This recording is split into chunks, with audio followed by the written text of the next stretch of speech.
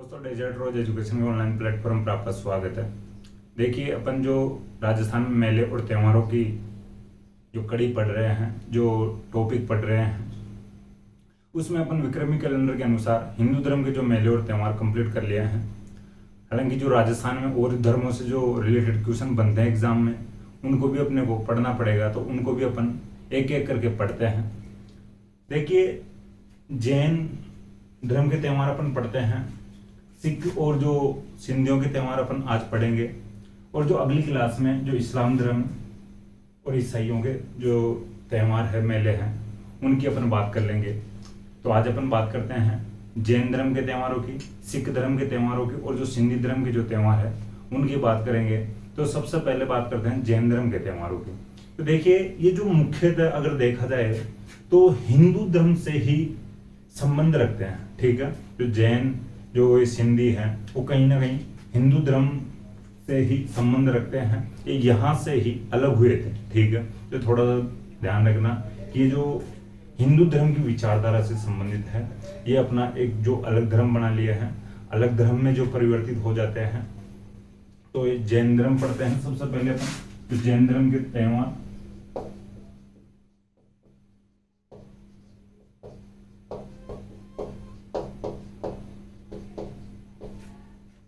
देखिए जैन धर्म के त्योहारों की अपन सबसे पहले बात करते हैं तो इनके जो तीर्थंकर हुए हैं उनके अकॉर्डिंग बात कर लेते हैं कि जो मुख्य तिथियां और जो मुख्य त्यौहार इनके मनाए जाते हैं उनकी बात करें तो ऋषभ देव जी इनके जो प्रथम तीर्थंकर हुए हैं जैन धर्म के, जो प्रथम जो तीर्थंकर हुए हैं वो ऋषभ देव जी हुए हैं, ठीक है। देखिए जो प्रथम तीर्थंकर हुए हैं तो उन्हीं की जयंती मनाई जाएगी, तो उनकी जयंती को एक त्यौहार के रूप में एक बड़े फेस्टिवल के तौर पे मनाते हैं, ठीक है। देखिए जो एक तो जयंती होती है, एक जन्मदिन होता है और एक निर्वाण दिवस होता है, यानी मृत्यु वाला दिन होता है।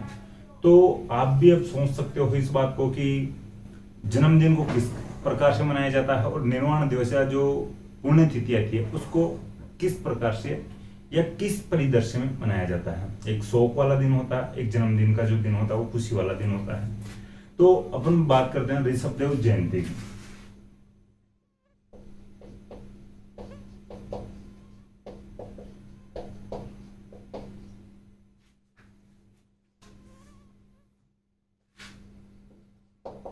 आप ब्रैकेट में लिखना चाहो तो लिख लेना कि जो ऋषभ देव जी हैं ये जैन धर्म के प्रथम तीर्थंकर हुए थे। देखिए जो इनको आदिनाथ भी कहा जाता है, ठीक है।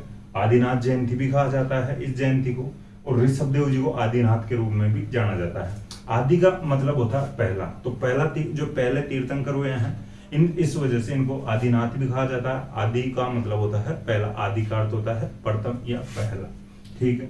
इनका जो इस जयंती पर मेला लगता है, एक स्थान पड़ता है उदयपुर में, जो धुलेव नामक स्थान पड़ता है, ठीक है। ये धुलेव है जो उदयपुर में है। तो यहाँ पर यानी जो ऋषभ देव जयंती पर मेला लगता है। अब ऋषभ देव जयंती आती कब है, तो ये जो आती है चैत्र कृष्ण नवमी को आती है।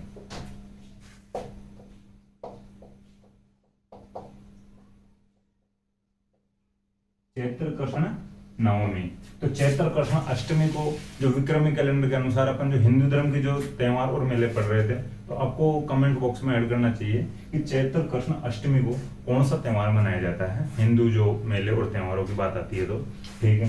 तो ये बात हो गई है ऋषभ देव जयंती की। ऋषभ देव जी को आदिनाथ भी कहा जाता है, तो इस जयंती को आदिनाथ जयंती के रूप में मनाया जाता है। और जो ऋषभ देव जी हुए हैं जैन धर्म के प्रथम तीर्थंकर हुए हैं, इनका जो मेला लगता है इस जयंती पर धुलेव उदयपुर में लगता है। ये जो मेला लगता है चैत्र कृष्ण नवमी को लगता है। इसके बाद में बात आती है महावीर जयंती।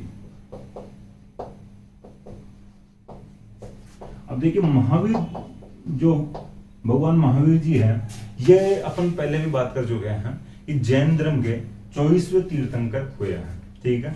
महावीर जो स्वामी है ये जो जैन धर्म के 24वें तीर्थंकर हुए हैं। इनसे पहले जो 23वें तीर्थंकर हुए थे यानी पार्श्वनाथ जी हुए थे, ठीक है। थोड़ी सी बात आगे करेंगे वैसे अपन पार्श्वनाथ जी की। तो ये जो 24वें तीर्थंकर हुए हैं उनकी ये भी थोड़ा सा लिख लेना, ये ब्रैकेट में लिख लेना। जो पहले और जो 24वें हैं इनकी तो थोड़ा सा ध्यान ही रख लेना, सही तरीके से ध्यान रख लेना, नोट भी कर लेना, एग्जाम में पूछ लिया जाता है। कोई भी जो फैक्ट होता है उसका जो प्रथम और जो अंतिम जो पूछ लिया जाता है भाई, ठीक है। अब ये तो है नहीं भाई 24 के 24 याद रखो और 24 के 24 जो क्रम वाइज इस प्रकार के जो फैक्ट पूछे भी नहीं जाते हैं। प्रथम पूछ सकते हैं और जो अंतिम पूछ सकते हैं 2400 तीर्थंकर, क्योंकि ये जो इंपॉर्टेंट है भाई जैन धर्म में, ठीक है, इनका जो स्थान है उच्च स्तर का। अब बात आती है महावीर जयंती की। तो महावीर जयंती जो मनाई जाती है चैत्र शुक्ल त्रयोदशी,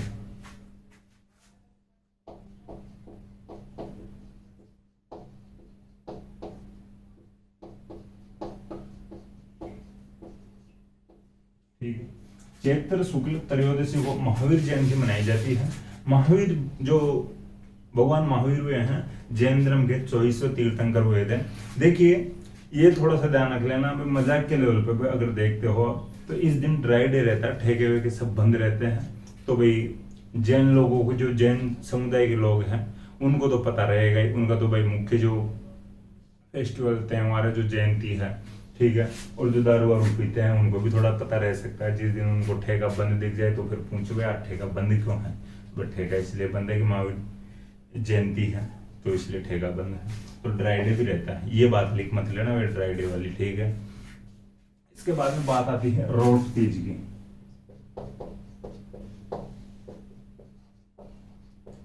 रोट तीज, तो इसको थोड़ा सा ध्यान रखने की कोशिश करना या आप समझने की कोशिश करें कि ये तीज का मतलब है तृतीया का तो कुछ ना कुछ लेना देना है, ठीक है। रोट तीज, तो तीज आ रही है तो तृतीया का कुछ ना कुछ तो लेना देना है। अपन बात करते हैं कौन से पक्ष की है ये जो तृतीया है। जो देखिए जो ये रोट तीज है इसमें एक शब्द हो रहा है रोट, तो रोटी से बन सकता है या रोटी से अपन ध्यान रख सकते हैं। तो इस दिन बड़ी बड़ी रोटियां, जो अच्छे पकवान यानी बड़ी रोटी बनाई जाती है, बड़ी जो रोट बोलते हैं वो बनाया जाता है। और जो भी इनके जो फेस्टिवल के अकॉर्डिंग जो भी है वो तैयार करके, जो भी पकवान तैयार करके खाए जाते हैं। रोट तीज, ठीक है। देखिए रोट से और तीज से समझाने की बात मैं बताया हूँ। अब ये पकवान क्या बनाते हैं, किस प्रकार से भोग लगाते हैं, किस प्रकार से पूजा अर्चना करते हैं, वो आप भी थोड़ा देख सकते हो। कभी किसी का जो भी कोई फ्रेंड हो जैन धर्म का तो जा सकते हैं उनके साथ, ठीक। तो रोट तीज है, तो रोट तीज जो कौन सी तिथि को आती है, जो एक जो मुख्य जो तिथि की बात आ रही है तो तृतीया को तो आएगी, ठीक है। लेकिन कौन सा महीना है, कौन सा पक्ष है, तो भाद्रपद शुक्ल पक्ष में आती है, ठीक है। भाद्रपद शुक्ल पक्ष में तीज लिखा हुआ है तो फिर तृतीया जाहिर सी बात है। भाद्रपद शुक्ल तृतीया को रोट तीज मनाई जाती है। इसका कुछ भी ध्यान नहीं रखना है, आपको इतना सा ध्यान रखना है कि रोट तीज जैन धर्म का त्योहार है और इस तिथि को मनाई जाती है भाद्रपद शुक्ल तृतीया को। इसके बाद में बात आती है सुगंध दशमी।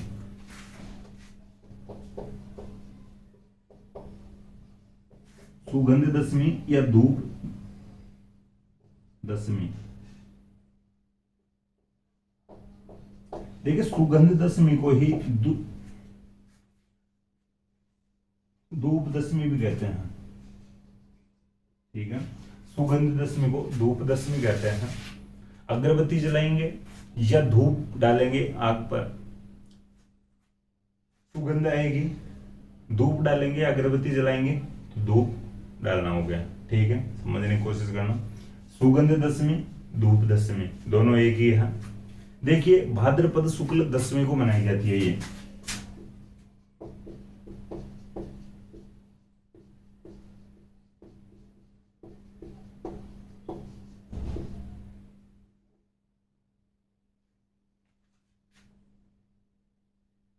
ठीक है। भाद्रपद शुक्ल, ये कहाँ हो रहा आज, भाद्रपद शुक्ल दशमी को मनाई जाती है, धूप यानी धूप दशमी या सुगंध दशमी। भाई इनका जो मानना है जैन धर्म के लोगों का या जैन लोगों का कि इस दिन यानी धूप जलाने से या जिस प्रकार से अपन धूप या जो अगरबत्ती जलाएंगे उसकी जो ऐसे धुआं उड़ती है, वैसे ही यह इस दिन पूजा अर्चना करने से हमारे पाप भी उड़ जाएंगे, ठीक है। तो ये इस प्रकार की जो इनकी मान्यता है, धारणा है। तो सुगंध दशमी और धूप दशमी कौन से महीने में मनाई जाती है, भाद्रपद के महीने में शुक्ल पक्ष की दशमी को, ठीक है। ये बात हो गई। इसके बाद में बात आती है एक बड़े जो पर्व की 10 लक्षण पर्व, ठीक है। तो मैं सही तरीके से यानी विस्तार से अपन बात करने की कोशिश करेंगे। आप भी समझने की कोशिश करना। थोड़े से फैक्ट ज्यादा है, फंसे हुए हो सकते हैं अगर नहीं समझे तो। और इनके जो अंदर से कोई क्वेश्चन पूछ लिया जाता है तो फिर कंफ्यूज भी हो सकते हो आप।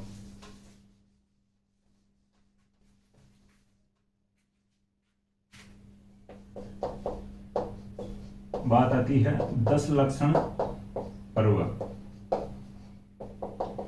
10 लक्षण पर्व से आप थोड़ा सा शाब्दिक जो शब्दों पे अगर जाने की कोशिश करो तो 10 से लेना देना आ रहा है, 10 का कुछ ना कुछ यहाँ पर रोल आ रहा है। तो 10 लक्षण यानी कोई ना कोई 10 की संख्या से संबंध है इस पर्व का, ठीक है। तो बात आती है जो 10 लक्षण पर्व है जो एक वर्ष में 3 बार आते हैं, ठीक है। समझने की कोशिश करना। 10 लक्षण पर्व जैन समुदाय में, जैन धर्म में एक वर्ष में 3 बार आते हैं। तीनों बार लोगों को या जैन लोगों को 10-10 दिन के व्रत करना पड़ता है, ठीक है। एक वर्ष में 3 बार 10-10 दिन का पर्व होता है ये 10 लक्षण पर्व।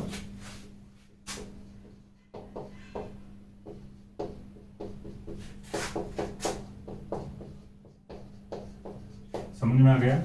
एक वर्ष में 3 बार 10-10 दिन का ये पर्व होता है 10 लक्षण पर्व। यहां से आपको यानी जो पर्व के नाम से भी पता चल रहा हो। अब अपन बात करते हैं भाई 3 बार कब कब आते हैं। 3 माह चैत्र में आता है, यानी एक बार चैत्र में आता है। चैत्र में जो 5 जोड़ का जो महीना गिनोगे आप तो फिर आएगा भाद्रपद में। 5 आगे कर दो तो भाद्रपद में।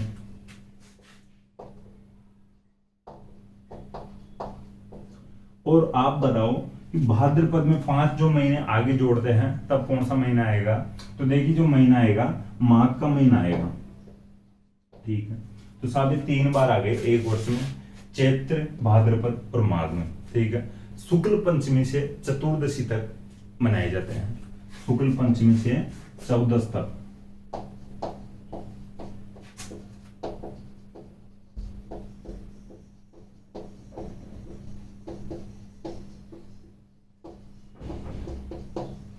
ठीक है। चैत्र शुक्ल पंचमी से चतुर्दशी तक आएंगे, भाद्रपद शुक्ल पंचमी से चतुर्दशी तक आएंगे, माघ शुक्ल पंचमी से चतुर्दशी या 14 तक, ठीक है। तो 3 बार आएंगे एक वर्ष में, इन तीनों माह के दौरान आएंगे 10 लक्षण पर्व। अब देखिए मैं थोड़ी सी बात बताने की कोशिश करूं कि भगवान महावीर स्वामी जैन धर्म के 24वें तीर्थंकर हुए हैं। तो भगवान महावीर स्वामी ने 2 व्रत दिए हैं।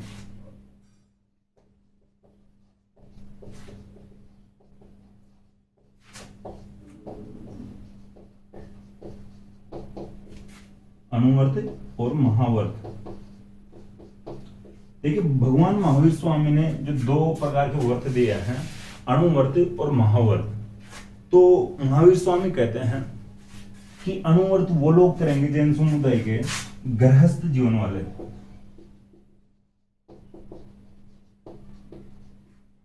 और जो महाव्रत जो वो करेंगे साधु सन्यासी।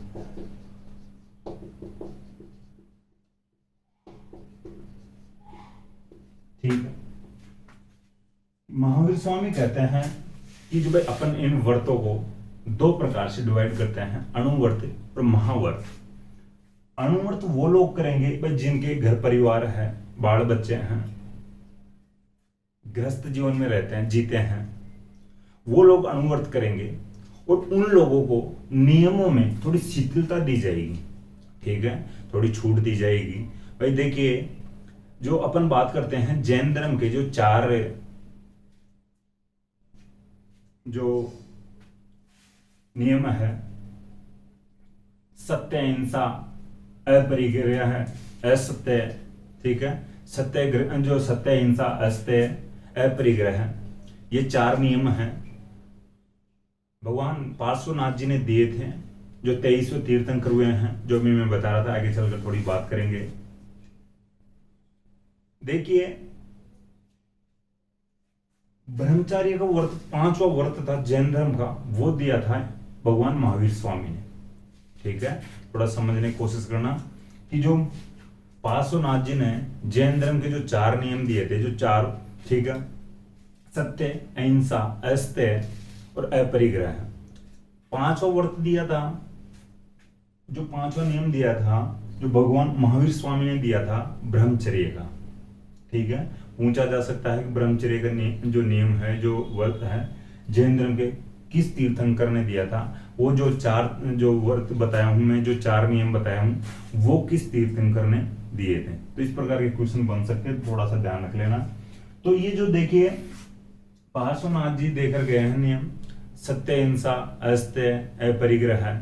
तो महावीर स्वामी कहते हैं कि जो ये जो नियम है, जो कठोर नियम है, सत्य, अहिंसा, अस्तेय, अपरिग्रह, जैसे भाई चोरी नहीं करना, सत्य बोलना है, अहिंसा नहीं करना है, ठीक है, सॉरी, जो हिंसा नहीं करना है, तो वो जो लोग इन नियमों का कठोर पालन करेंगे, ये साधु सन्यासी करेंगे। ठीक है, भाई साधु सन्यासियों के पीछे कोई घर बार तो होता नहीं है, वो भाई जो भी जो सेवा भाव करेंगे, जो भक्ति करेंगे। लेकिन जो गृहस्थ जीवन वाले लोग हैं, वो तो बाल बच्चों को पालेंगे, घर परिवार को चलाएंगे, कमाएंगे भी, वो बाहर निकलेंगे कमाने के लिए, तो उनसे थोड़ी बहुत गलतियां हो सकती हैं।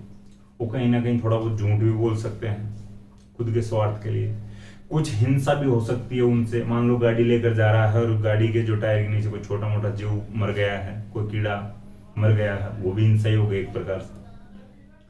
तो महावीर स्वामी कहते हैं कि अणुव्रत तो गृहस्थ जीवन वाले करेंगे।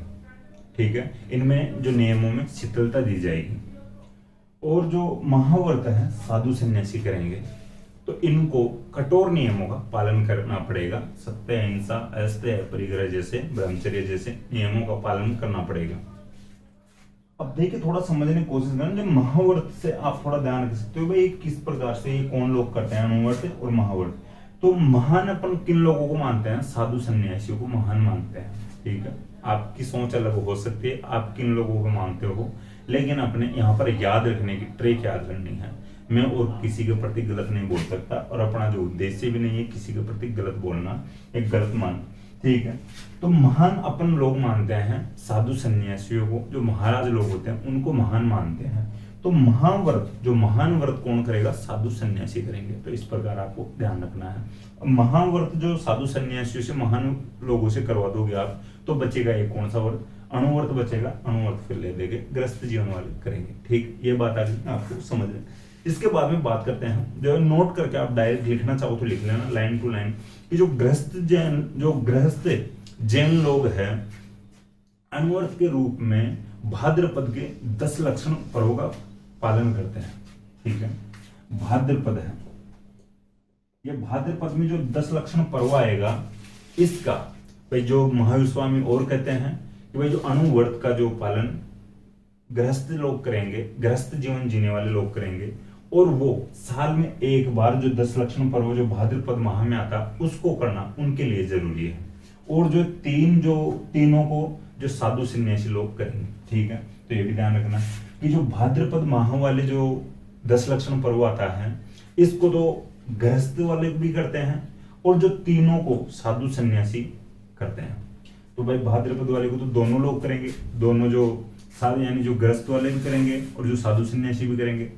और जो चैत्र वाला और जो माघ वाला है, इनको साधु सन्यासी करेंगे। ठीक है, गृहस्थ जीवन वाले नहीं करेंगे। तो यहाँ पे आपको समझ में आया होगा कि अगर तीनों की बात आती है तो साधु सन्यासी करते हैं, भाद्रपद वाले की बात आती है तो गृहस्थ जीवन वाले भी करते हैं और साधु सन्यासी भी करते हैं। गृहस्थ जीवन वाले चैत्र और माघ वाले को नहीं करते हैं। ठीक, तो आप लिख लेना, गृहस्थ जैन लोग, गृहस्थ जैन जो व्यक्ति है, जैन लोग है, जैन समुदाय के लोग हैं जो गृहस्थ जीवन जीते हैं, वो अणुव्रत के रूप में भाद्रपद के 10 लक्षण पर्वों का पालन करते हैं, जो 10 लक्षण पर्वों के नियमों का पालन करते हैं। ठीक, ये बात आपको समझ में आ गई। अब जो नेक्स्ट जो नोट लिखना चाहो तो आप लिख लेना कि जो जैन साधु सन्यासी है, जैन साधु सन्यासी महाव्रत के रूप में तीनों माह है, ब्रैकेट में लिखना, चैत्र, भाद्रपद और माघ के 10 लक्षण पर्वों के नियमों का पालन करते हैं, 10 लक्षण पर्वों का पालन करते हैं। ये बात आपको समझ में आ गई। जो थर्ड नोट डालकर आप लिखना कि भाद्रपद के 10 लक्षण पर्वों को पर्युषण पर्व कहते हैं। ठीक है, बताऊं इसको,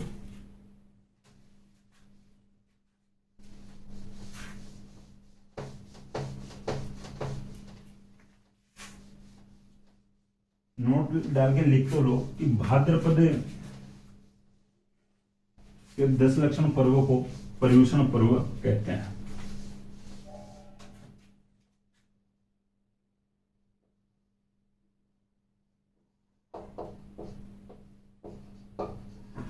ठीक है, पर्यूषण पर्व में समझाने की कोशिश करता हूं।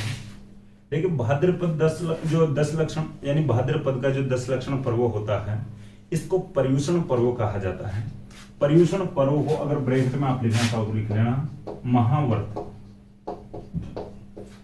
कि देखिए अपन बात की है कि भाद्रपद वाले जो 10 लक्षण पर्व को दोनों लोग करेंगे, यानी साधु सन्यासी भी करेंगे और गृहस्थ जीवन वाले भी करेंगे। तो इसका मतलब कुछ तो बड़ा है, ठीक है। जो दो है चैत्र और माघ वाले उनको ओनली साधु सन्यासी ही करेंगे, तो वो भाद्रपद वाले की तुलना में छोटा हो गया है कि जो जिसको दोनों लोग कर रहे हैं, ठीक है। तो महाव्रत हो गया, पर्यूषण पर्व कहलाता है ये। अब देखिए पर्यूषण पर्व क्या होता है, जैन पर्यूषण पर्व क्या होता है। दो शाखाएं होती है जैन धर्म में। एक होती है दिगंबर जैन,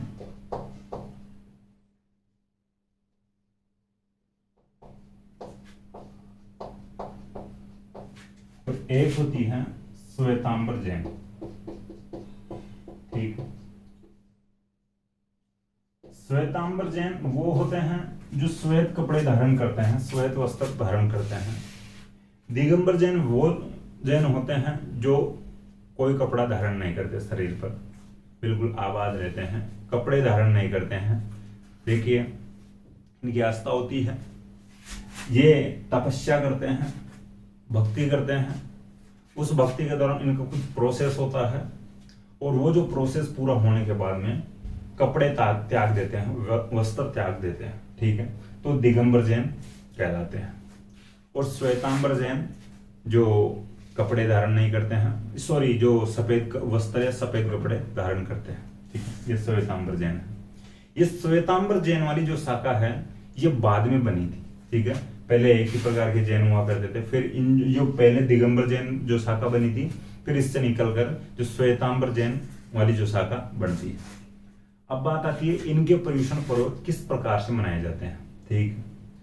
देखिए जो पर्यूषण पर्व आता है भाद्रपद शुक्ल पंचमी को इनका आता है, दिगंबर जैनों का।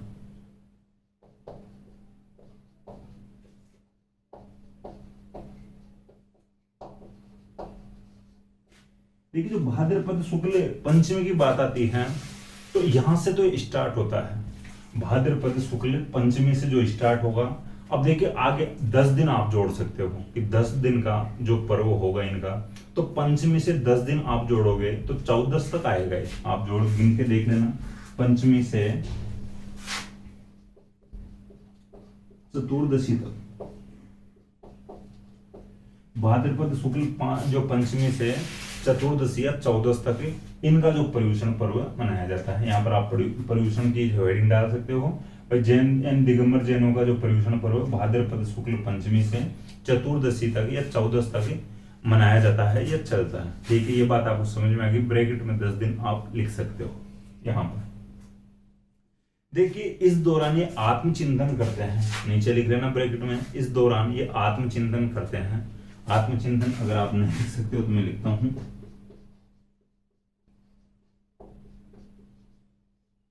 आत्मचिंतन करते हैं इस पर्यूषण पर्व के दौरान इन 10 दिनों में, ठीक है। अब बात आती है श्वेतांबर जैनों की। देखिए श्वेतांबर जैनों का जो पर्यूषण आता है, पर्यूषण पर्व आता है, यह भी भाद्रपद माह में आता है, ठीक है। भाद्रपद माह में आता है, कृष्ण पक्ष में आता है। कृष्ण पक्ष की द्वादशी से या 12 से स्टार्ट होता है।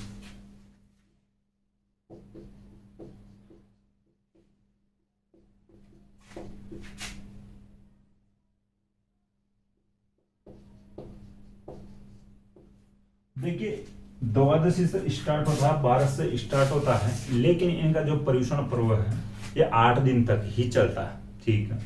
8 दिन यानी इनका 8 दिन तक चलता है इधर वालों का, यानी जो दिगंबर जैनों का अपन 10 दिन लिख लिया है, पंचमी से 14 तक, ठीक है।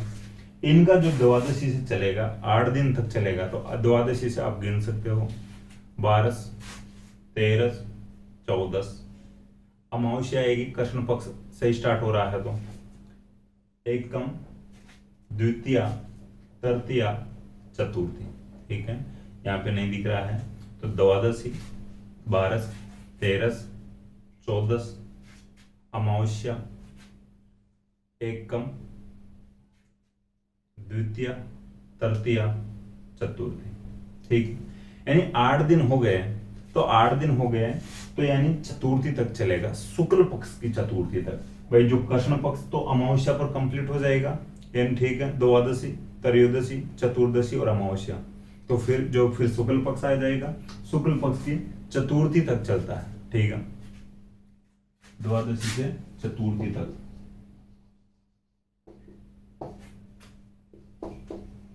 इनका लिख लेना 8 दिन तक, क्योंकि अपन 10-10 दिन पढ़ते आ रहे हैं शुरू से। जो 10 लक्षण पर्व पढ़ रहे हैं वहां से 10 दिन का आपके माइंड में बैठ गया होगा, माइंड सेट हो गया होगा 10 दिन का। और यहाँ पर अचानक आके भाई 8 दिन कैसे लिखा रहे हो, तो आप कंफ्यूज हो सकते हो। तो यहाँ पे लिख लेना, श्वेतांबर जैनों का जो पर्युषण पर्व होता है भाद्रपद कृष्ण द्वादशी से चतुर्थी तक चलता है या मनाया जाता है, और ये 8 दिन का होता है। ठीक है, ये लोग भी इस दौरान आत्मचिंतन करते हैं। तो इधर भी आप लिख लेना, आत्मचिंतन करते हैं। अब बात आती है भाई साहब कि ये आत्मचिंतन करते हैं, ये क्या करते हैं। देखिए, आश्विन कृष्ण, ठीक है, कि आश्विन कृष्ण एकम,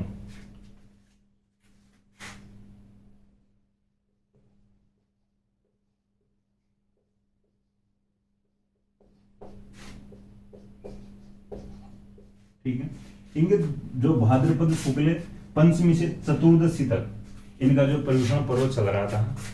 आश्विन कृष्ण एकम का मतलब आप समझिए कि चतुर्दशी के बाद में शुक्ल पक्ष में, यानी जो पूर्णिमा आ जाएगी, शुक्ल पक्ष की जो अंतिम तिथि यानी जो 15वीं जो तिथि है वो पूर्णिमा आ जाएगी।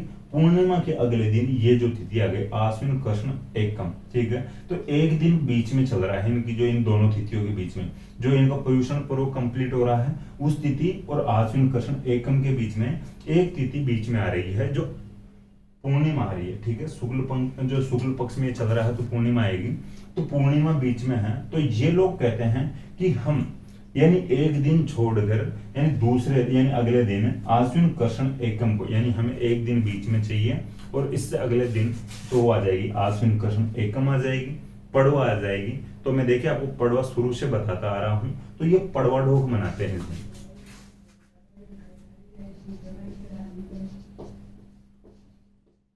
ठीक है, पड़वा ढोक, आश्विन कृष्ण एकम को पड़वा ढोक, तो ये इनका समयाचना पर्व कहलाता है।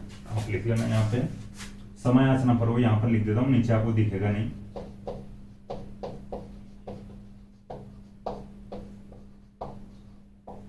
ठीक है, आश्विन कृष्ण एकम को ये पड़वा ढोक के रूप में मनाते हैं, और पड़वा ढोक वाले दिन को ये समयाचना पर्व कहते हैं। ठीक है, तो ये ध्यान रखना, कौन कहते हैं, दिगंबर जैन। ठीक है, वैसे अब इनकी बात कर लेते हैं थोड़ी बहुत श्वेतांबर जैनों की भी। तो श्वेतांबर जैन 8 दिन के जो पर्युषण पर्व मना लिए हैं, इस दौरान ये आत्मचिंतन करते हैं।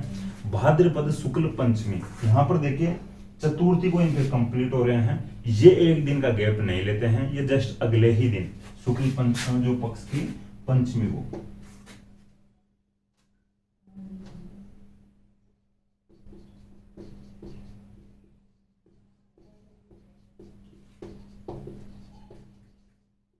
ठीक है, भाद्रपद शुक्ल पंचमी को ये अपना समयाचना पर्व मनाते हैं, और इस दिन को ये संवत्सरी पर्व कहते हैं। ठीक है,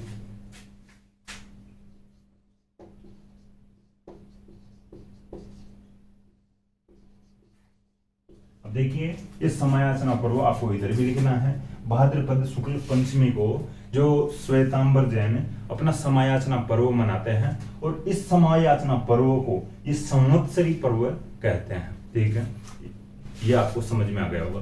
अब थोड़ी सी मैं मेरा खुद का अनुभव बताऊं पर्युषण पर्व का। देखिए, मैं सुबोध स्कूल से पढ़ा हुआ हूँ, जो जैन ट्रस्ट के द्वारा चलती है। ठीक है, जैन समुदाय के ट्रस्ट के द्वारा चलती है, सांगानेरी गेट। हालांकि जैन समुदाय ये जो सुबोध यानी जो ट्रस्ट है, इसकी काफी ब्रांचेज हैं।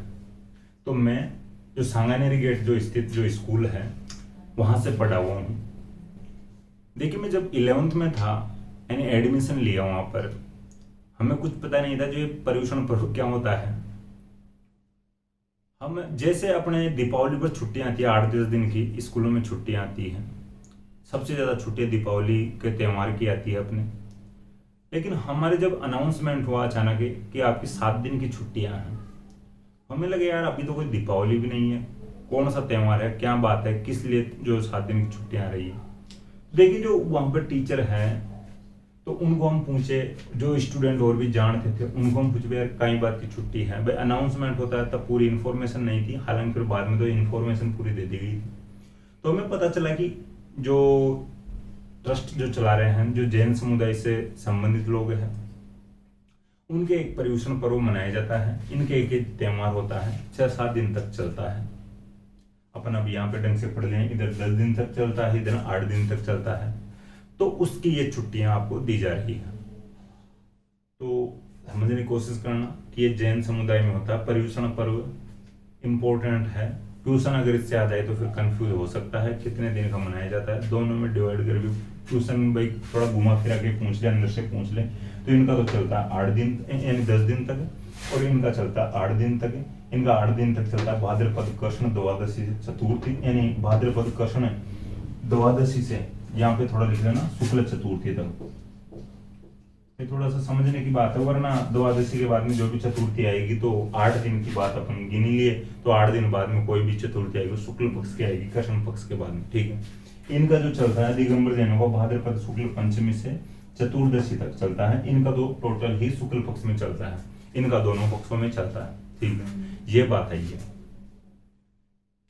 देखिए मैं वापस एक बार बताऊं, जैन धर्म में पर्यूषण पर्व क्या होता है। जैन धर्म की 2 शाखाएं हैं, एक शाखा है दिगंबर जैन और दूसरी शाखा है श्वेतांबर जैन। पहले दिगंबर जैन शाखा बनती है, बाद में श्वेतांबर जैन शाखा बनती है।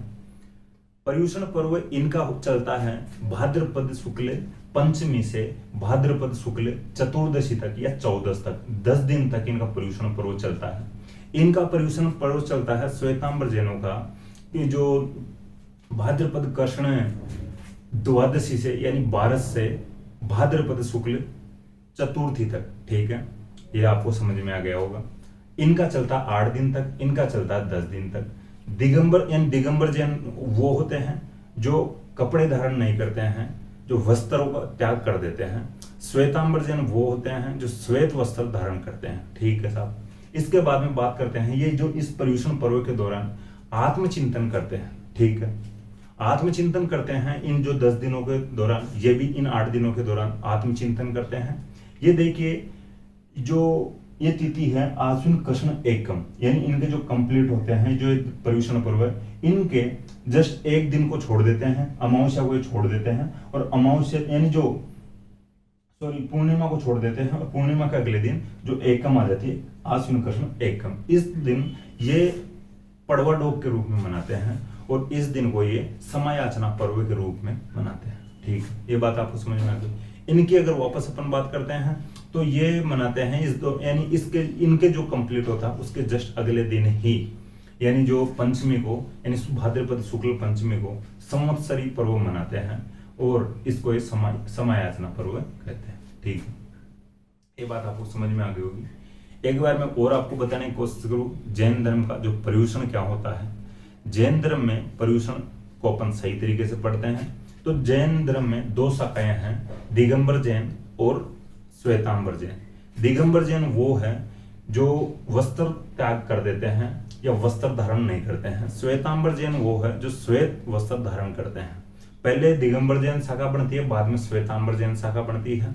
जो दिगंबर जैनों का पर्यूषण पर्व चलता है 10 दिन तक चलता है, भाद्रपद शुक्ल पंचमी से चतुर्दशी या 14 तक चलता है, 10 दिन तक, ठीक है। इस दौरान ये आत्मचिंतन करते हैं, अपने द्वारा किए गए पापों के लिए समायाचना करते हैं, यानी माफी मांगना का काम करते हैं, समायाचना यानी आत्मचिंतन करते हैं, ठीक है। इसके बाद में बात करते हैं श्वेतांबर जैनों की। तो श्वेतांबर जैनों का जो पर्यूषण पर्व 8 दिन तक चलता है, इनका 10 दिन तक चलता है। तो इनका 8 दिन तक कब से कब तक चलता है? इनका चलता है भाद्रपद यानी जो कृष्ण द्वादशी से भाद्रपद शुक्ल चतुर्थी तक चलता है, ठीक है। इनका जो चलता है भाद्रपद कृष्ण द्वादशी या 12 से भाद्रपद शुक्ल चतुर्थी तक चलता है, चौथ तक, ठीक। इसके बाद में आपको यानी यहां तक आपको समझ में आ गया वो इनका 8 दिन तक चलता है।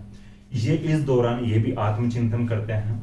देखिए इनके जो चतुर्दशी 14 को कंप्लीट होता है, इनके जो पूर्णिमा के अगले दिन जो तिथि आती है आश्विन कृष्ण एकम आ जाती है, इसको एक पड़वा डोग के रूप में मानते हैं, पड़वा डोग के रूप में पूजते हैं। इसको ये कहते हैं समायाचना पर्व, जो यहाँ पे लिखा हुआ है समायाचना पर्व है।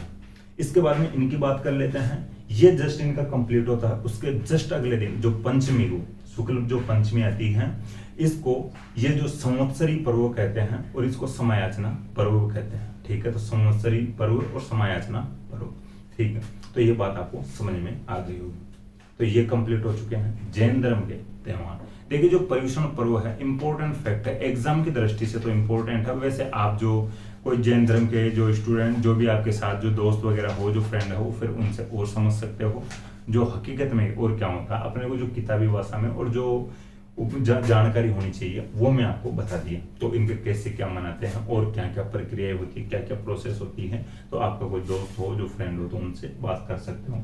ये हुए हैं अपने जैन धर्म के त्यौहार। इसके बाद में बात करते हैं सिख धर्म के त्योहारों के।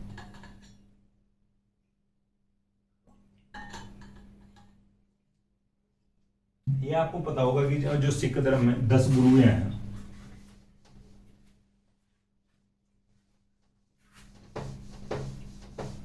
और गुरु नानक जी इनके प्रथम गुरु हैं सिखों के।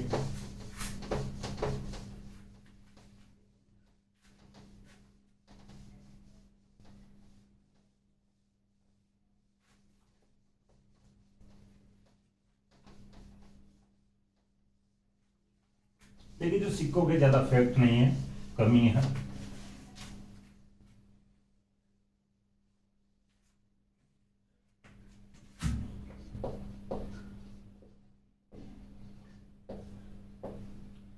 सिख धर्म के त्योहारों की बात करते हैं। सिख धर्म में 10 गुरुएं हैं, आप लिख लेना ऊपर कि सिख धर्म में या सिख धर्म के 10 गुरुएं हैं। प्रथम जो गुरुएं हैं गुरु नानक जी हैं,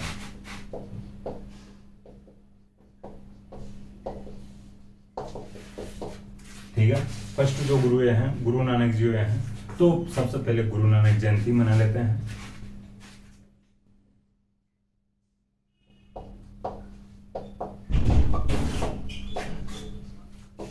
गुरु नानक जयंती अब ये कब मनाई जाएगी, तो ये मनाई जाएगी कार्तिक पूर्णिमा को,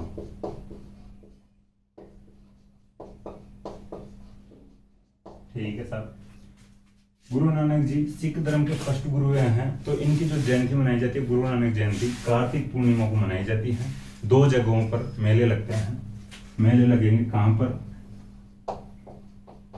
एक मेला अपन पहले पढ़ चुके हैं, कोलायत में मेला लगता है, बीकानेर में जगह पड़ती है, आपको पता होगा ये तो।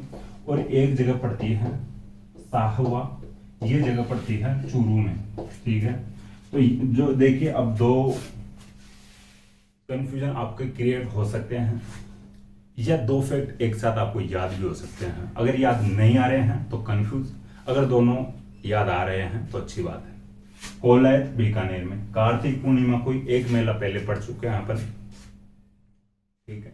आश्रम है वहां पर कपिल मुनि का। तो ये थोड़ा ध्यान रखना, 2 मेले आ रहे हैं एक ही तिथि को एक ही जगह पर अलग अलग धर्मों में, ठीक है। तो वे किसी भी प्रकार से क्वेश्चन घुमा फिरा के पूछ लिया जा सकता है कि भाई जो जैन धर्म का एक मेला लगता है वहां पर हिंदू धर्म का कौन सा मेला लगता है, या कौन से स्थान पर जैन धर्म और हिंदू धर्म के लोग एक तिथि को मेले में उपस्थित होते हैं या मेला लगता है। तो फिर ऑप्शन में कोलायत बीकानेर आ जाएगा। 3 ऐसे जो जगह स्थान आ जाएंगे, उनसे इनका कोई लेना देना नहीं रहा है या नहीं है, ठीक है। ये बात आपको समझ में आ गई होगी। तो 2 जगहों पर जो गुरु नानक जी के मेले लगते हैं, गुरु नानक जयंती पर कोलायत बीकानेर में, दूसरा है साहुआ चूरू में। जाहिर सी बात है यहाँ पर गुरु नानक जी अपनी यात्रा के दौरान निवास के होंगे, जो रहे होंगे थोड़े बहुत दिनों के लिए ठहरे होंगे, ठीक है। तो इसलिए यहाँ पर जहाँ पर ठहरे हैं वहां पर इनके मेले लग जाएंगे। तो राजस्थान में 2 जगह हो सकता है, साहुआ चूरू और कोलायत बीकानेर। तो ये बात हो गई गुरु नानक जयंती की।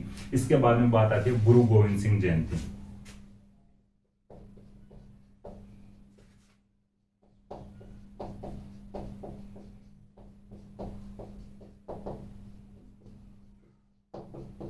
गुरु गोविंद सिंह जयंती की बात आती है, देखिए तो गुरु गोविंद सिंह जयंती की बात करें तो सबसे पहले गुरु गोविंद सिंह की कर ले।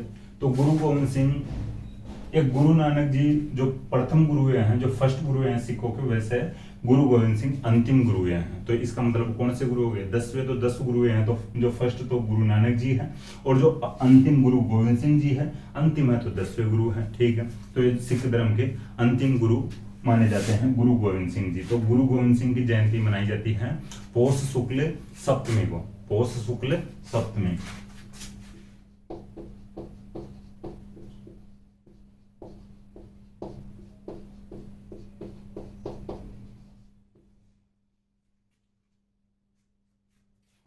यानी जो हिंदू धर्म में तो शायद अपन कोई त्योहार नहीं पढ़े थे, वहां पर बिल्कुल खाली छोड़ देते, वहां पर ओनली पोष बड़े खाए जाते हैं। यहाँ पर पोष बड़े ने ओनली यहाँ पर एक जयंती मनाई जाती है। तो पोष बड़ों के साथ यहाँ पर जो ये जयंती भी याद रखनी है, वहां पर ओनली आपको पोष बड़े ही खाना है। ठीक है, तो हिंदू धर्म के त्योहारों की बात आती है वहां पर। इसके बाद में देखिए बात करें और आगे, तो एक जो इनके त्योहार मनाया जाता है लोहड़ी। अपने जो 14 जनवरी यानी मुख्यतः 14 जनवरी को मकर संक्रांति मनाई जाती है। हालांकि कभी कभी 15 जनवरी को भी मनाने जाने लग गई है अब तो, लेकिन मुख्यतः 14 जनवरी को मकर संक्रांति मनाई जाती है। उसी का एक रूप इनके जो सिक्कों में मनाया जाता है जो 13 जनवरी को।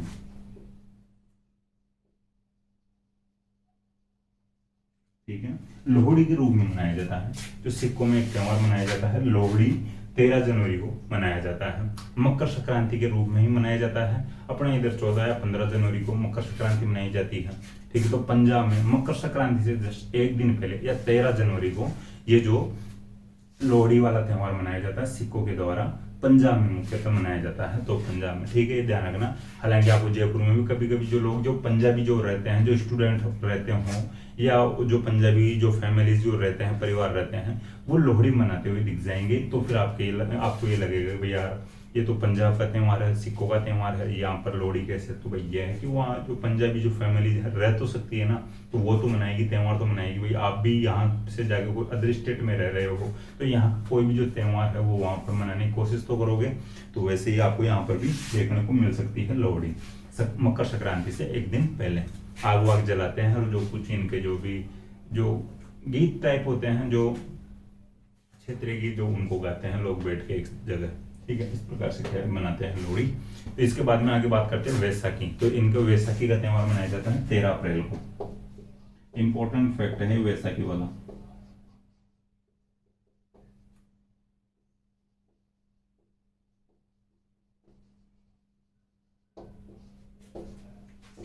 ठीक है, 13 अप्रैल को वैसाखी का त्योहार मनाया जाता है। इधर 13 जनवरी और आगे जो अप्रैल में वैसाखी आ जाती है 13 अप्रैल को। तो इनकी जो डेट के अकॉर्डिंग भाई जो त्योहार है, ठीक है, जो दोनों त्योहार हैं 13 जनवरी और 13 अप्रैल।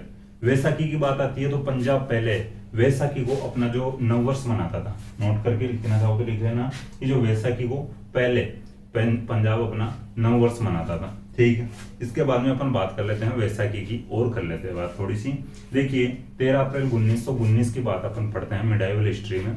ठीक है, तो मिडाइवल हिस्ट्री में 13 अप्रैल 1919 को अपन पढ़ते हैं कि जलियांवाला जो बाग हत्याकांड हुआ था। ठीक है, वैसाखी के जो मेले के दौरान वहां पर जो जगह थी, वहां पर जलियांवाला जो स्थान है वहां पर जो भीड़ इकट्ठी हो रखी थी, एकत्रित हो रखी थी। तो वहां पर जो किस प्रकार से जो फायरिंग करवाई जाती है जो जनरल आर डायर के द्वारा, रेजिनाल्ड डायर के द्वारा। ठीक है, तो ये थोड़ा सा ध्यान रखना कि वैसाखी का जो त्योहार था 13 अप्रैल को वहां पर भीड़ एकत्रित हो रखी थी और जो एकत्रित हो रखी जो भीड़ थी उस पर जनरल आर डायर के द्वारा, जनरल रेजिनाल्ड डायर के द्वारा फायरिंग करवा दी जाती है और ये इतनी बड़ी घटना हो जाती है। ठीक है, तो ये ध्यान रखना। हालांकि फिर मैं शायद आपको पहले कहीं ना कहीं बता भी चुका हूं कि जो माइकल ओडायर को जो सरदार उधम सिंह, अपन मूवी देखते हैं विक्की कौशल की, अच्छी मूवी देख लेना मौका मिले तो सरदार उधम सिंह फिर सल्टाते हैं। ठीक है, लेकिन जनरल आर डायर बच जाता है, माइकल ओडायर सल्ट जाता है।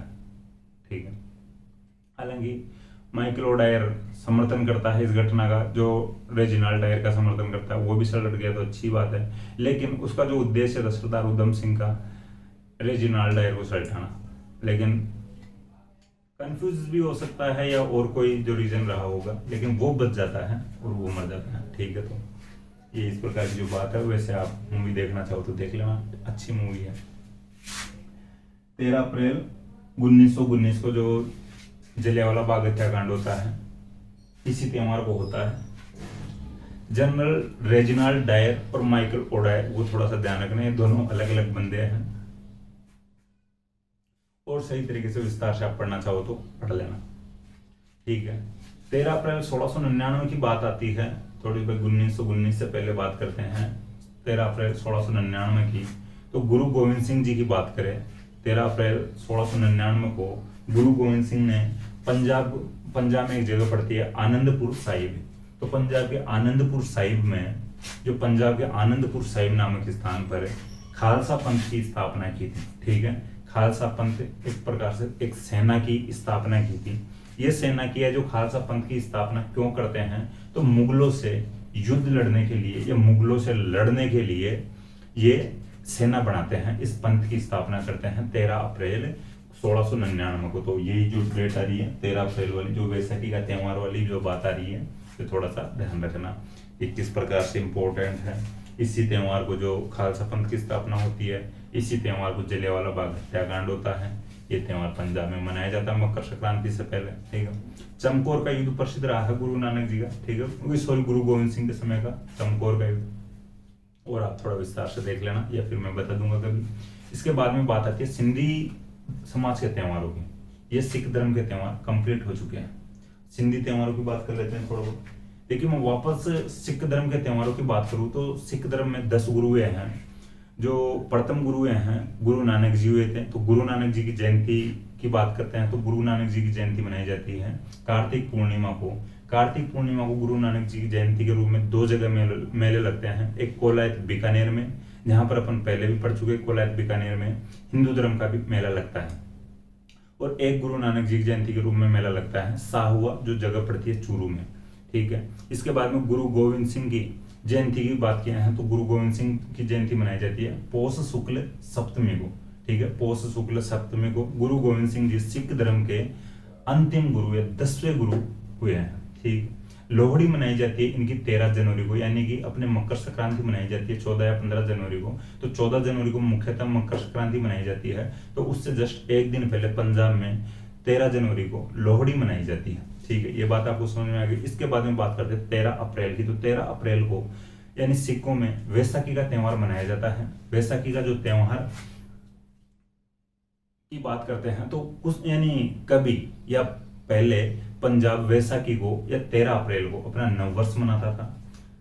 वैसाखी की और बात करें, 13 अप्रैल की ही और बात करें, तो 13 अप्रैल 1699 को गुरु गोविंद सिंह ने पंजाब के आनंदपुर साहिब नामक स्थान पर खालसा पंथ की स्थापना की थी, मुगलों से युद्ध लड़ने के लिए या मुगलों से लड़ाइयां लड़ने के लिए। चमकौर का युद्ध गुरु गोविंद सिंह जी का समय का प्रथम यानी सॉरी जो प्रसिद्ध युद्ध है। 13 अप्रैल की और बात करते तो यानी पंजाब में वैसाखी के त्योहार की अपन बात कर लिए हैं, लेकिन वैसाखी की बात करें तो 13 अप्रैल 1919 को जो जलियांवाला नामक स्थान पर वैसाखी के त्योहार के दिन जो भीड़ एकत्रित हो रखी थी, इकट्ठी हो रखी थी, जनरल रेजिनाल्ड डायर के द्वारा या उनके आदेश पर भीड़ पर फायरिंग करवाई जाती है, और ये इतनी बड़ी घटना हो जाती है 13 अप्रैल 1919 को जलियांवाला बाग हत्याकांड। सरदार उधम सिंह कालांतर में जो इस घटना का समर्थन करने वाले माइकल और डायर को मार देता है। हालांकि उसका उद्देश्य तो रेजिनाल्ड डायर को मारना भी था, लेकिन रेजिनाल्ड डायर बच जाता है और माइकल ओडायर को तो सल्टा देता है या मार देता है। ये बात हो चुकी है। इसके बाद में सिंधी समाज के त्योहारों की बात कर लेते हैं।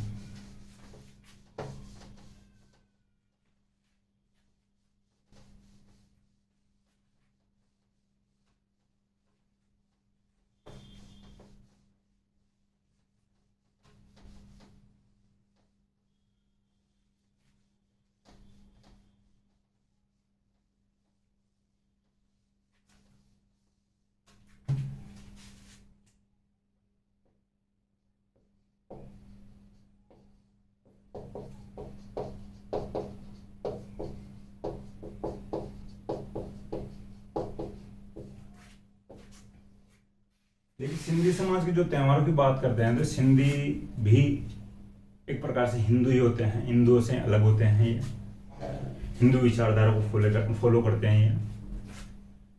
देखिए सिंध में जो सिंधी रहते हैं या सिंधी के सिंधियों की बात करते हैं, भाई जो सिंध के जो लोग हैं इन्हीं को सिंधी कहा गया है। देखिए सिंध में जो सिंधी रहते थे उनको वहां पर एक नवाब हुआ करता था, मृगशाह, ठीक है, सिंध का नवाब हुआ करता था, मृगशाह है। ये सिंधियों को, जो वहां की जो जनता थी सिंधियों की, उनको परेशान करता था। इस मृगशाह की जो यातनाओं से या इसकी परेशानियों से ये लोग परेशान हो जाते हैं। ये लोग परेशान हो जाते हैं तो फिर भाई क्या करें, इसका सोल्यूशन है, नवाब है, इसको डायरेक्ट तो कुछ कर नहीं सकते, और ये फिर तपस्या करते हैं, भगवान को याद करते हैं, ये भगवान हमें बचाइए। अब भगवान, किस भगवान की तपस्या करते हैं, किस भगवान की प्रार्थना करते हैं? ये भगवान वरुण की तपस्या करते हैं। वरुण को समुद्र का देवता भी कहते हैं, तो आप ब्रैकेट में लिख सकते हो। सिंधी के सिंधी नवाब, यानी सिंधी के नवाब मृगशाह से परेशान होकर वरुण ब्रैकेट में समुद्र का देवता की तपस्या करते हैं। इनकी 40 दिन की तपस्या चलती है, ठीक है, 40 दिन की तपस्या चलती है। इनकी 40 दिन की तपस्या से जो भगवान खुश होते हैं, वरुण खुश होते हैं, यानी कि भगवान खुद अवतरित होते हैं और कहते बताइए भाई क्या बात है। तो ये लोग बताते हैं हमारे को ये मृगशाह परेशान कर रहा है, इसका कुछ सॉल्यूशन कीजिए। और वरुण कहते हैं भाई, या समुद्र देवता कहते हैं कि भाई मैं इस तिथि को या एक निश्चित तिथि को आऊंगा धरती पर या आपके पास, और जो इस मृगशाह को नष्ट कर दूंगा, ठीक। ये जो वरुण, ये समुद्र का देवता जो अवतरित होते हैं, इनके पास जो आते हैं मृगशाह को नष्ट करने के लिए या मारने के लिए, वो जो तिथि इनकी मनाई जाती है चेटी चंड के रूप में। चेटी चंड का शाब्दिक अर्थ बताने की कोशिश करूं तो चेटी का अर्थ होता है चैत्र, चंड का अर्थ होता है चंद्रमा, ठीक है। चेटी का अर्थ होता है चैत्र और चंड का अर्थ होता है चंद्रमा। और इस जो चेटी चंड को कहा जाता है झूलेलाल जयंती।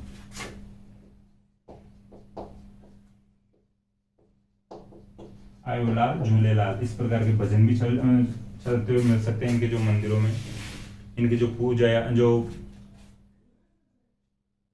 पूजा अर्चना करने वाले जो स्थान होते हैं वहां पर।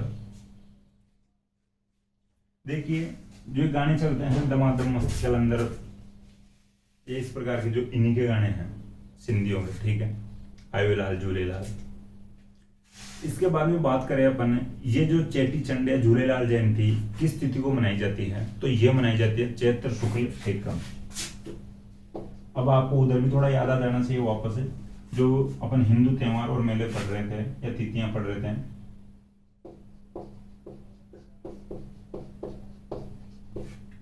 चैत्र शुक्ल एकम को वहां पर नवरात्र स्टार्ट होते हैं, ठीक है। हिंदू जो नववर्ष भी प्रारंभ होता है और बसंत नवरात्र प्रारंभ होते हैं। चैत्र शुक्ल एकम को हिंदू नववर्ष स्टार्ट होता है, प्रारंभ होता है, और बसंत नवरात्र प्रारंभ होते हैं, ठीक है। ये बात आपको समझ में आ गई। चेटी चंड सिंधियों का त्योहार है। इसके बाद में बात आती है असू चंड, ये अलग त्योहार है। असू चंड, असू चंड क्या है, कब मनाया जाता है, इसकी बात करें, आश्विन शुक्ल एकम को मनाया जाता है। ये तिथि की बात आती है तो आश्विन शुक्ल एकम।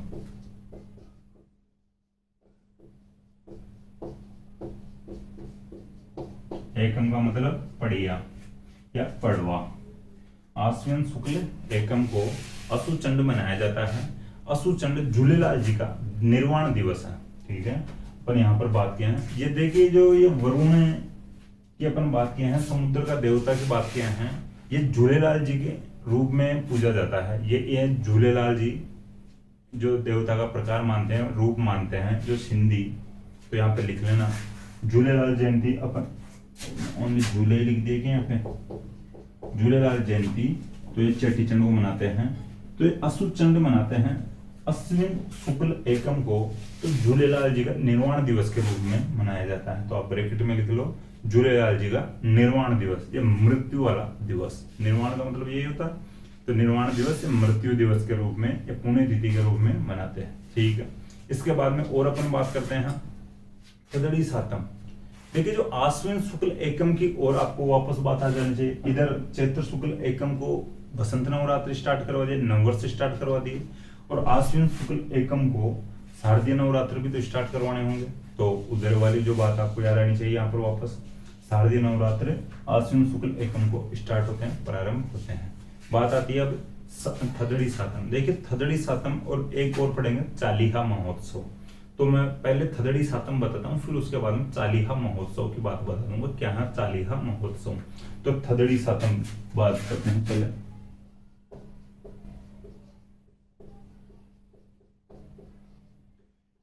यहाँ पर भी बात आ रही है आपके सामने की सातम, कुछ तो सात जो सात से लेना देना है। सप्तमी यहाँ पर तिथि है। थदड़ी सातम है भाद्रपद कृष्ण सप्तमी।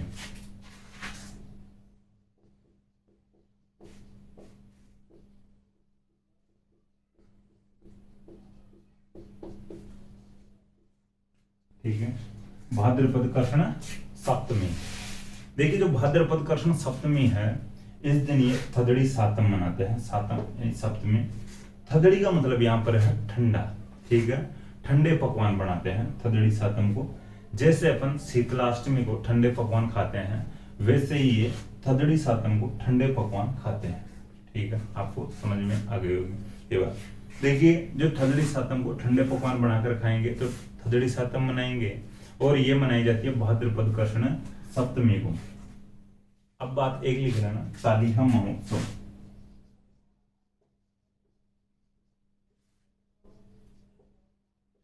चालीहा महोत्सव, यहां पर भी चालीहा से आप थोड़ा सा समझने की कोशिश कीजिए है, कहीं ना कहीं 40 से संबंधित है। ठीक है, चालीहा महोत्सव कहीं ना कहीं 40 से संबंधित है। 40 दिन का कुछ ना कुछ इनका जो टाइम पीरियड है, ये इस दौरान क्या करते हैं क्या नहीं करते हैं। तो मैं वापस समझाने की कोशिश करूँ स्टार्टिंग वाली बात को। 16 जुलाई से 24 अगस्त तक इनका ये चलता है चालीहा महोत्सव। ये पहले आप लिख लो, 16 जुलाई से यानी 16 जुलाई से यानी 24 अगस्त। ठीक है,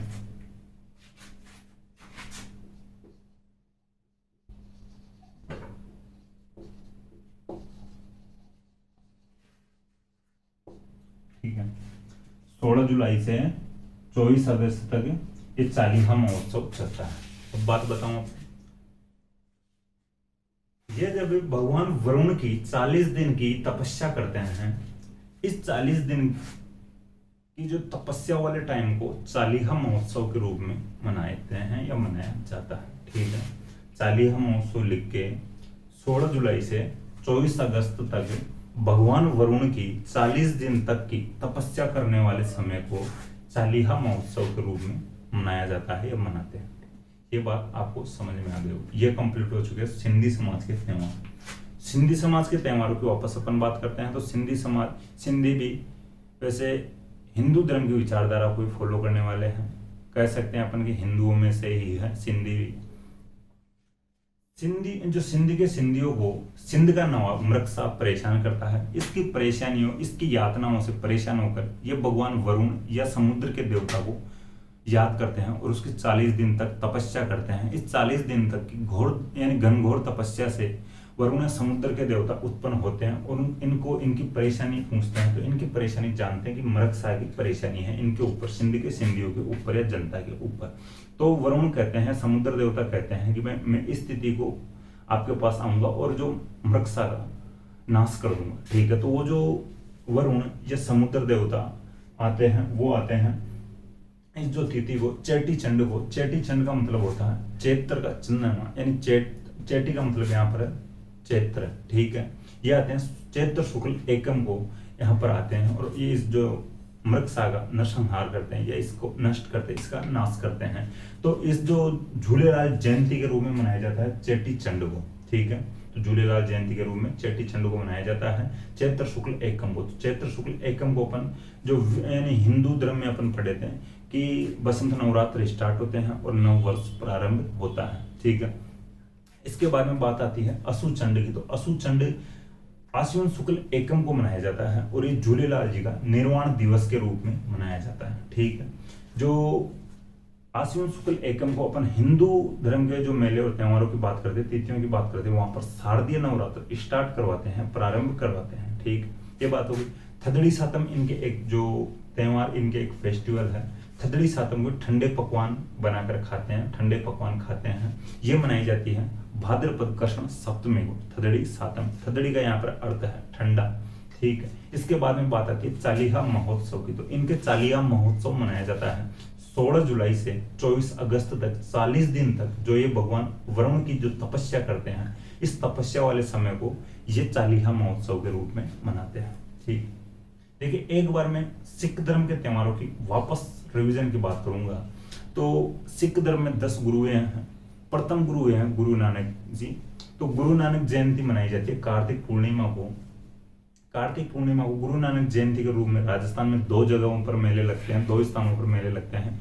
एक तो कोलायत बीकानेर में और एक साहुआ नामक स्थान चूरू में लगता है। अपन पहले बात कर चुके हैं। देखिए, और अपन बात करते हैं गुरु गोविंद सिंह की जयंती की। गुरु गोविंद सिंह की जयंती मनाई जाती है पौष शुक्ल सप्तमी को। देखिए, पौष शुक्ल सप्तमी को गुरु गोविंद सिंह की जयंती मनाई जाती है। गुरु गोविंद सिंह सिख धर्म के अंतिम गुरु या 10वें गुरु माने जाते हैं। इसके बाद में 13 जनवरी की बात की तो 13 जनवरी को लोहड़ी मनाई जाती है सिखों के द्वारा पंजाब में, सिख धर्म में पंजाब में 13 जनवरी को लोहड़ी मनाई जाती है। यानी कि अपने 14 जनवरी को मुख्यतः मकर संक्रांति मनाई जाती है। तो मकर संक्रांति के जस्ट एक दिन पहले सिखों के द्वारा पंजाब में लोहड़ी का त्योहार मनाया जाता है। ठीक है, ये बात आपको समझ में आ गई। इसके बाद में बात करते हैं 13 अप्रैल की। 13 अप्रैल को इनको वैसाखी का त्योहार मनाया जाता है। वैसाखी का जो एक इनके बड़ा फेस्टिवल, जो इनका बड़ा त्योहार है। ठीक है, 13 अप्रैल को वैसाखी का त्योहार ये मनाते हैं। कभी या पूर्व में या पहले पंजाब 13 अप्रैल को या वैसाखी के दिन अपना नववर्ष मनाता था। ठीक है, वैसाखी या 13 अप्रैल के और फैक्ट जान लेते हैं। 13 अप्रैल 1699 की बात अगर अपन करते हैं तो गुरु गोविंद सिंह जी ने पंजाब के आनंदपुर साहिब नामक स्थान पर खालसा पंथ की स्थापना की थी, मुगलों से लड़ने के लिए, मुगलों से लड़ाइयों के लिए। देखिए, गुरु गोविंद सिंह जी के समय का एक प्रथम युद्ध, प्रसिद्ध युद्ध है चमकौर का युद्ध। और अपन बात कर लेते हैं 13 अप्रैल की। 13 अप्रैल 1919 की। 13 अप्रैल 1919 को एक बड़ा हत्याकांड होता है जिसको नाम दिया गया जलियांवाला बाग हत्याकांड।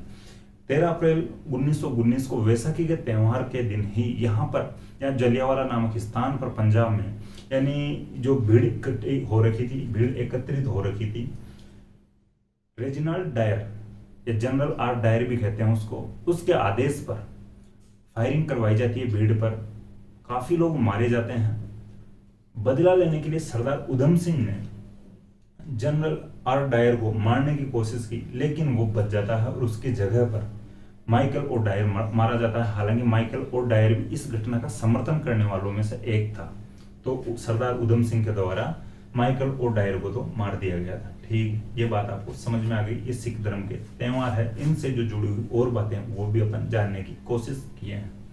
अब नेक्स्ट जो क्लास में अपन बात करेंगे ईसाई और मुस्लिम धर्म के जो त्योहार है वो कंप्लीट करके अपन जो राजस्थान अपने जो मेले और त्योहारों की जो सीरीज है, जो टॉपिक है, इसको कंप्लीट कर लेंगे। तब तक के लिए थैंक यू।